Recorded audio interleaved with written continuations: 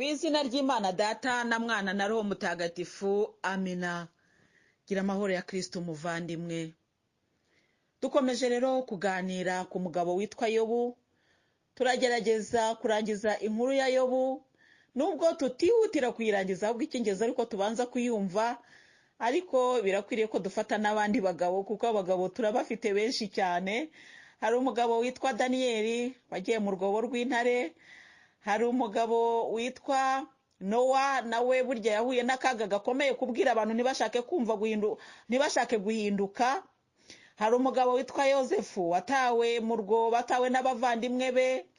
Hari umugabo witwa Zakariya, hari umugabo witwa Musa, hari umugabo witwa Aburahamu, n'abagabo benshi. Hari umugabo witwa Izaki, hari umugabo witwa Yakobo. Mbese abo bagabo ni benshi pe. Ariko Yesu yambwiye ngo ariko nubwo hari abagabo hari n'abagore. Haleluya, kugira ngo tutazava twibwira ko abakorera Imana ari abagabo gusa, hari n'abagore. Abagore rero twaganiriye kuri Bikira Mariya Mutagatifu, umugore usumba abandi. Ariko hari n'abandi bagore bazima, barimo Veronika wamuhanaguje igitambaro mu maso, harimo Mariya Madalena wamusize amavuta ku birenge. Mbese muri make abagore barahari. Hari umugore witwa Esteri, hari umugore witwa Suzana. Abo ni abagore bavugwa n'ibyanditswe bitagatifu. Ku bw'ibyo rero n'abagore barahari. Niyo mpamvu nakubwira muvandimwe, ntituzaganira ku bagabo ndetse no ku bagore. Haleluya. Turangize rero umugabo witwa Yobu. Nk'uko nabikubwiye rero ejo, ubwo Yobu yemeraga gutura igitambo, ubwo babandi nabo bemeraga kuva ku izima bakamusanga, umva icyo Uhoraho yakoze hagati yabo. Ngo igihe Yobu, ubwo ni muri Yobu umutwe wa 42 umurongo wa 10 niho duhereye. Ngo igihe Yobu yasabiraga imbabazi inshuti ze, Uhoraho yamushubije umunezero we, umutungo yahoranye awukuba kabiri. Haleluya. Ijambo ry'Imana dushimiye Imana, tugenda twumva buhoro buhoro. Igihe rero habayeho kuva ku izima, wowe wababajwe ukemera kubabarira, wowe wababaje ukemera gusaba imbabazi, harimo kubohoka ku mpande zombi. Hariho kubohoka k'umunezero wa Yobu, habayeho no kubohoka k'umunezero wawe. Ku bw'ibyo rero, iyo Yobu nawe aza gufunga umutwe akavuga ati simbikora, nawe ntabwo yari kuba ababariwe, nta nubwo yari kubona uyu munezero. Umunezero wa Yobu waje mu gihe yari arimo gusengera bavandimwe be, abasabira imbabazi. Ibyo hari icyo bivuze rero. Ni ukuvuga ngo mu gihe uzemera kubabarira muvandimwe, nawe nibwo uzaronka umunezero. Kandi koko burya mu mbabazi habamo kunezerwa. Hari igihe ugirira inzika umuntu ukumva ufite n'umujinya, ariko mwagira amahirwe mukicara mukaganira ku kibazo, ukumva umucyo uje mu mutima wawe, ukumva cya kintu wari ufite kikuremereye ukumva kivuyeho. Haleluya. Nuko ukumva ko ibintu biroroshye. Babavandimwe be, bashiki be n'inshuti ze za kera baza kumusura, basangira umugati mu nzu ye. Abavandimwe ubwo baraje, noneho baraje. Iba abandi bari baragiye, za nshuti za kera bagarutse. Haleluya. Imana imaze kugutera iteka baragaruka. Muvandimwe, ituriza ariko ntushakurire amarira menshi, ariko menye ko ari igihe kizagera bakagaruka, maze mugasangira hehe? Mu nzu yawe. Haleluya. Ibyawe byakubwe kabiri. Haleluya. Amina. Ni ukuvuga ngo Yobu yagiye mu kigeragezo afite amatungo, Yobu yagiye mu kigeragezo afite ubutunzi, ariko bwikubye kabiri. Ni ukuvuga ngo ntabwo bwari bwa bundi. Ni byiza rero ko tugeragezwa, kuko nyuma yo kugeragezwa umaze gusuzumwa urahembwa. Kandi iyo uhembwe ntabwo uhabwa ibyo wari ufite, ahubwo Imana iragukubira. Haleluya. Kuko uba uvuye ku rugamba kandi utsinze. Nuko rero muri kwa kugukubira, za nshuti za kera, bashiki be n'abavandimwe be ba kera baza kumusura. baza kumusura. Gusura umuntu uzi icyo ari cyo, iyi ni ukuza kureba icyo Imana yakoze. Iyi noneho yo bagize iwe, baje kumureba. Ubundi ba bandi batatu nibo baje, barangije nabo barigendera. Ariko none Imana imaze kumutera iteka, iyo bamaze kubabarirana na za nshuti ze za kera, za nshuti eshatu, nuko umunezero we uragaruka, ibintu bye biragaruka kubirwa kabiri. Nuko za nshuti za kera ziragaruka. Urumva igihe zigarukira? Iyo ibyawe Imana yamaze kubishyira ku karubanda, iyo Imana yamaze kugusubiza kandi byagaragaye, nibwo zigaruka. Za nshuti ziragaruka. Baza kumusura, basangira umugati mu nzu ye. Gusangira umugati nacyo tucyumve, ni ugusangira ku by'Imana yaguhaye. Ariko umugati ubundi ni icyo kurya. Yobu yagize ibyo kurya, arongera asangira n'abavandimwe, arongera arabagaburira. Ariko kuko mbere ntacyo yari afite, byari byaragiye, nabo barihe, barigendeye. Ni ukuvuga rero ba bantu baza bazanywe n'iki? N'umugati. Utawufite ntibazaza, udafite inzu yawe aho uri bubakiye ntibari buze. Baza bakurikiye umugati kandi bakaza mu nzu yawe. Ngo baramuririye banamuhoza agahinda yatewe n'ibyago Uhoraho yamwoherereje. Buri wese agenda amuha igiceri cya feza n'impeta ya zahabu. Ubwo bavandimwe rero ngo baramuririye, baraza ngo yo, ariko yewe warakubiswe kuko ariko nuko byagenze kuko yo mbega ukuntu. Ariko Uhoraho yari yaramaze gusubiza Yobu, yari yaramaze kuvuga, ariko yari yaramaze gutangaza icyo Yobu ari. Amena. Nuko babona kuza. Ese ubwo Imana yagaruye ubutunzi bwayo bibikubye kabiri, yari inaniwe kumuha izo mpeta za feza. Ariko impeta ya feza ni iki? Ni ukuvuga ni ikimenyetso cyo kwisubiraho kwa ba bantu. Impeta ubundi ni ikimenyetso cy'urukundo n'ubudahemukirana, si cyo tuba dusezerana. Ubwo rero kumubwira ngo bamwambitse impeta za zahabu, ni ukuvuga ngo baravuze bati noneho n'ibyazongera kukubaho ntabwo tuzongera kukuvaho. Ni ukuvuga ngo kuri za nshuti urukundo rwarikubye, kuri za nshuti urukundo ntabwo rwari rukiri rwa rundi, ahubwo rwari rwaciye mu kigeragezo. Bamaze kubona ko Yobu burya atari umuntu nk'abandi, bamaze kubona ko Yobu ari umuntu ukomeye cyane. Noneho bagaruka biyemeje ko batazongera kumuvaho uko byamera kose, kuko bari babonye ko Imana yamurwaniriye ari Imana ikomeye. Ni ukuvuga ngo baje bisubiyeho, baje bihannye, bavuga bati Imana ya Yobu iratangaje, irahambaye. Uko byazongera kumumeraho kose ntabwo tuzongera kumuvaho, kuko twabonye ko Imana imukuye ahangaha n'ibisigaye izabimukura imbere. Haleluya. Baratangaye, ibatangarira Imana ya Yobu kuko ari Imana iteye ubwoba, kuko ari Imana itangaje. Haleluya. Nuko rero ngo bamwambika n'impeta za zahabu nyine, mbese nko gushaka kumubwira ngo muvandimwe tugusabye imbabazi. Bamusabye imbabazi, ariko biyemeza ko ubutaha nabwo batazamuvaho. Noneho ubwo barigaye, mu yandi magambo baravuga bati turigaye, twabyitwayemo nabi. Bamaze gusangira umugati, basangiriye hehe? Mu nzu. Imana yo mu ijuru niyo yari inaniwe kuha Yobu izo mpeta, nuko kuko yari yagaruye ubukungu bwe yabukubye kabiri.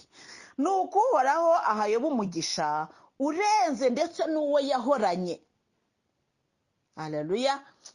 Aha rero aha tuhibukiranye, nabikubwiye, iyo umuntu agiye mu ishuri ntago asohoka uko yagiyemo, kandi ntushobora gusohoka ishuri ry'Imana ntiwarisohoka udafite diplome. Kandi iyo wabonye diplome ya lisansi, ni ukuvuga ngo Imana turayibika. Iyo ubonye masters, lisansi irabikwa. Ni ukuvuga ngo ugenda ufata icyiciro kigeze cyo hejuru. Mbese mbe muvandimwe, mbese yuko iyo umwana w'Imana yagiye kwiga aba yabonye diplome ikomeye, kuki wowe watinyuka kuvuga yuko atize? None se kuki wowe watinyuka kuvuga ngo iri shuri niyo ryishyizemo kandi Imana yaranatanze minerivare akishyurirwa? Muvandimwe rero uritonde. Umva rero reka twirebere muvandimwe. Nyagasani yambwiye ngo nkubwire ngo uzagira umwaka mushya muhire. Arongera arambwira ati ibyawe se kibi yanyaze bizagaruka, ariko bizagaruka condition ni iyi, nuko uguma kuri Yesu, nuko uguma kwihambira ku Mana, niyo izabigarura. Nawe se nuyivaho bizagaruka se gute? Aba bavandimwe bagiye kureba Yobu abaturira igitambo. Ni ukuvuga ngo bose bavuganaga n'Imana, bemera ijambo ry'Imana. Haleluya. Bamaze kwemera ijambo ry'Imana bashyira hamwe bakora iby'Imana, nuko barakira. None rero muvandimwe, wowe hari ukuntu uri kureba ukavuga uti Imana nayivuye, nuyivaho uzasubizwa nandi, byawe ntibizagaruka. iby'inzige zagutwaye ntabwo bizaba bikigarutse. Kugira ngo bigaruke ni ukugaruka kuri Yezu, kandi kugira ngo ugaruke kuri Yezu ni uko wemera guca bugufi ugasaba imbabazi uwo wahemukiye, kandi nawe wundi wakemera kubabarira uwamuhemukiye, ni uko umunezero wanyu mwese ukagaruka. Haleluya. Ni uko Uhoraho akubira Yobu umugisha urenze ndetse n'uwo yahoranye. Haleluya. Ni ukuvuga ngo uko yagiye mu ishuri siko yasohotsemo, kuko yarize, kandi za nshuti zari zamaze kumwambika impeta ya zahabu bari bamaze kubona yuko Yobu atari umuntu woroheje, ko ari umuntu ukomeye cyane, ndetse bagatinya no kumwegera kuko bari bamaze kubona ko Imana ya Yobu ihambaye cyane. Ariko reba umuntu wasuraga ugasanga ari kwishimisha urujyo, bo nibanagezeyo rwose babonye agize gutyo barigendera. Ariko ayo makuru barayakurikirana bakayamenya. Mwese ngo noneho ngo mwamenye ageze ngo yewe ngo noneho mubonye ngo yigaragura hasi ngo noneho yishimisha urujyo, amakuru barayamenya. Kubera ko Imana igiye kugutabara, reka babimenye. Ntabwo yagutabara batabimenye. None se batabimenye baza gute? Izo mpeta za zahabu se bazikwambika batarigeze bamenya yuko hari aho Imana igukuye? Burya rero abantu bakunda kugiye bigiye. Nuko rero ngo yatunze intama 14,000, mbere yari afite 7, none bibaye 14 akubiwe kabiri, ingamiya 6,000, ibimasa by'inkone 2,000, n'indogobe z'amanyagazi 1,000. Ubwo no kuvuga ngo byose byagiye byikuba kabiri. Yabyaye abahungu 7 n'abakobwa 3. Mbere yari afite umukobwa umwe, none abyaye abakobwa 3. Umukobwa umwe yamwise Nyiranuma, uwa kabiri amwita Bwiza, uwa gatatu amwita Mukaburanga. Mu gihugu cyose nta bakobwa beza nk'abo bari bahari. Yobu yabahaye iminani kimwe n'abasaza babo.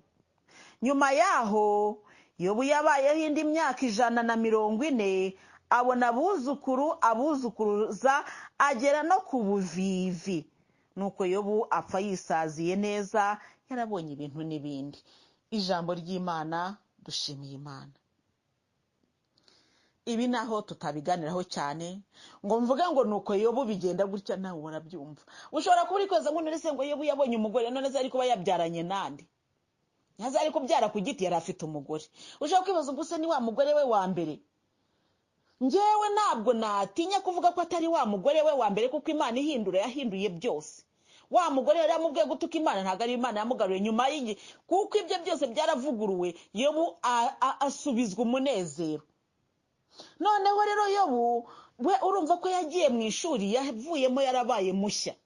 Umugore wa Yobu, ijambo ry'Imana tubwira ko yabwiraga Yobu ngo natuka Imana yipfira, ariko ntabwo tuzi niba yarageze akavuga ati cyakora mugabo wanjye ndabona ko nari nkubwe nabi ndagarutse. Ntabwo ijambo ry'Imana ntiribitubwira. Ariko nkurikije ukuntu ngo yabyaye abakobwa beza ku buryo mu gihugu nta bandi bakobwa basaga nabo, kandi abapfuye mbere batarabivugaga ko bari beza cyane, ubwo ni ukuvuga ngo ntabwo yababyaye ku mugore umwe. Ntabwo mbese uwo mugore wa mbere ntabwo ari we wabyaye abo ba kabiri. Hari ibintu twaheraho tukaba twavuga tuti n'umugore Imana yamuhaye undi mushyashya.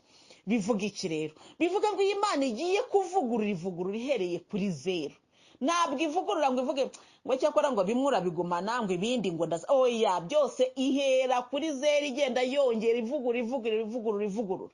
Niba ari na wa mugore Imana yamugaruye atakiri wa wundi. Haleluya muvandimwe, nizere kuri kubyumva. Nuko rero Yobu abyara abakobwa beza cyane 3. Ngo umwe yamwise Nyiranuma. Ubundi Numa ni akanyamaswa keza, kaba ari keza cyane. Ariko kandi kakaba ari inuma, burya ni inyamaswa igira igisobanuro cyiza. Uhereye ku ijambo ry'Imana ritubwira ukuntu Roho Mutagatifu yamanukiye kuri Yezu mu ishusho y'inuma. Uhereye ukuntu no wajya gutuma yatumye igikona kikagenda kikirira abapfuye, yatumye inuma ikazana ishami. Mbese inuma ifite ikimenyetso cyiza. Inuma ni ikimenyetso cy'amahoro, ikimenyetso cy'ubwiza, cy'ibyiza, cy'ubuzima bushya. Ni ukuvuga rero ngo umwe yamwise buzima bushya, cyangwa se mbese bivuguruye. Undi amwita Bwiza, undi amwita Mukaburanga. Ariko burya ubwiza n'uburanga ni kimwe.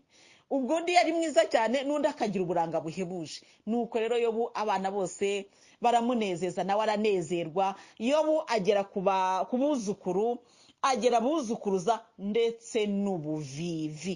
Ni ukuvuga ngo abana babuzukuruza be nibwo buvivi. Arangije Yobu yaje gupfa yisaziye neza, yarabonye ibintu n'ibindi. Tuvuga ngo Yobu ntabwo yabayeho mirere na mirere. Igihe cyarageze Yobu arataha, ariko ataha atakiri imbabare. Kandi twongere twibukiranye ko iki kigeragezo kirangiye Yobu nta rindi shuri yongeye kwiga, ahubwo yabaye hehe? Mu mudamaro no mu munezero ari kumwe n'Imana yo mu ijuru. Twemere rero twiga ishuri ry'Imana, twemere dushinyirize turyige, kubera ko iyi Mana niridusohoramo izaduha haleluya no guhirwa no kunezerwa. Muvandimwe wanjye, ibyo ngibyo urabyumvise. None guhera uyu munsi twamaze kumenya ko Yobu ari inshuti yacu, kubera ko mu buzima bwacu tugenda duhura na Yobu. Twamaze kumenya ukuntu Yobu ari mwiza kuri twebwe. Niyo mpamvu natwe tugiye gusaba Imana ngo itubabarire aho twaba twarakosheje, itwihanganire mu rugendo aho twagiye tugenda nabi, tubabarire. Ni ukuri naho tutayinogeye, naho tutayicereye, ibitubabariremo, ihindura ubwenge bwacu, ihindura imitima yacu, dutangire bundi bushya. Imana yo mu ijuru nigufashe kubyumva muvandimwe. Ejo tuzakomeza ku bandi bagabo, turabafite abagabo n'abagore, ariko uyu Yobu turangirijeho nagufashe kumva ko naho waba uri kumwe n'Imana 100% bitakubuza kugeragezwa. Kandi igihe ugeragejwe naho wakwijujuta, Imana isaha yayo yo gutabara igeze iraza. Gusa hari igihe kwijujuta kugutinza mu kigeragezo. Hanyuma abantu bose bakwibazaho mu kigeragezo, ntabwo ugomba kubatindaho kuko niko bamera. Kandi umenye ngo numara gusubizwa bazagaruka, ndetse bakuzaniye n'amaturo, bakuzaniye n'impeta za zahabu, mbese bakubwiye n'amagambo meza, banagukomeze kandi ari nyuma y'urugamba. No kuvuga ngo ya magambo bari amatakaragase ngo yo ngo twarabyumvaga, abandi bagatangira kukubwira ngo ngiye naragusengeraga, undi ngo ngiye ariko Imana yigeze kunyereka ibintu ibi. Baraza bagatangira kubikubwira ko byararangiye. Ibi byararangiye kuko Imana baramaze gufata ijambo. Burya Imana itavuze n'abandi ntibavuga. Hari nabo muhura bakagira isoni, ni ukuri bagatinya no kukureka kubera ko bazi ibyo umutima wabo bashinja. Abo bose rero dusaba imbaraga, dusaba inema yo kubababarira, tutarebye ku kintu icyo ari cyo cyose. Haleluya. Icyo ari cyo cyose. Imana yo mu ijuru niduha umugisha. Ndibuka Imana yarambwiye ngo nzagutandukanya n'abatafite umumaro. Mbese iburyo Imana ishyize imanga hagati yawe n'abandi, no kuvuga ngo haba hari ikintu kitari cyiza wowe baba bakwicaho. Ni ukuvuga ngo hari ikintu, hari igihe abantu mubana bagasa naho bagutsikamira. N'izo ngabire z'Imana cyangwa se n'ubwo bwiza bw'Imana ntibugaragare kuri wowe kubera ko bagutsikamiye. Iyi Imana ivuze ngo nzashyira imanga hagati yawe na runaka, ni ukuvuga ngo haba hari umuntu mubi kuri wowe, aba ari umuntu mubi kuri wowe. Ni ukuvuga rero ngo Imana ijya ibikora cyane. Imana rero niduha imbabazi kandi duha umutima wo kubabarira, iduhe no kwakira abavandimwe bacu. Ariko kandi njye nabwiye Yesu nti hari nabo numva rwose ukwiriye kubabarira, ariko ukambabarira sinzongere kugendana nabo ukundi, kuko hari ahantu umuntu akugeza ukavuga uti kugendana nawe byamarira iki koko. Ubona nta rugendo rugana mu ijuru ashobora kugufatisha ngo mu rugendanemo. Imana rero niduha umutima wo kwakira abatubabaje twese, ariko ntago ndi kuvuga njyewe. Nawe wakira abakubabaje muvandimwe kandi ubababarire, kuko mu kubabarira niho umunezero wawe uzongera guturuka. Imana iguha umugisha, ku izina ry'Imana Data na Mwana na Roho Mutagatifu. Amina.